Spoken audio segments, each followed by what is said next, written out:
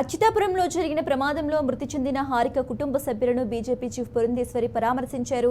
ఒకరోజు సెలవు పొడిగిస్తే హారిక ప్రాణాలతో బతికేదని హారిక కుటుంబ సభ్యులు కన్నీటి పర్యాంతమయ్యారు. రక్షాబంధన్కు ఇంటికి వచ్చిన హారిక ఉన్నతాధికారులను సెలవు కోరితే కుదరదని చెప్పడంతో తప్పని పరిస్థితుల్లో డ్యూటీకి హాజరై దుర్మరణం పాలైందన్నారు. హారిక కుటుంబ సభ్యులను పురంధేశ్వరి ఓదార్చారు. ఇది చాలా బాధాకరమైనటువంటి విషయం. హారిక అనేటువంటి అమ్మాయి 22 సంవత్సరాలు కెమికల్ ఇంజనీరింగ్ చేసి బ్రహ్మాండంగా చదివినటువంటి అమ్మాయి, మెరిట్లో ఉత్తీర్ణత సాధించినటువంటి బిడ్డ. ఆ బిడ్డ చక్కగా ఉద్యోగం చేసుకుంటుంది, జీవితంలో స్థిరపడుతుంది కదా అని భావించే సందర్భంలో యాక్సిడెంట్లో జరిగినటువంటి ఈ ఘోర ప్రమాదం ఏదైతే ఉందో దానిలో తన ప్రాణాలు కోల్పోవడం జరిగింది.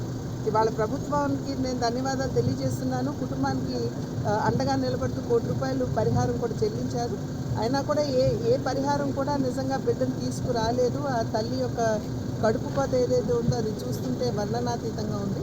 ఒక మగబిడ్డ ఉన్నప్పటికీ కూడా ఒక 5-6 సంవత్సరాల క్రితం ఆ బిడ్డను కూడా ఎవరో ఎత్తుకెళ్ళిపోయారంట. ఈ పాపనేమో ఇలా కోల్పోయి ఒంటరిగా ఆ తల్లి నిలబడటం అనేది ఇది చాలా బాధాకరమైనటువంటి విషయం.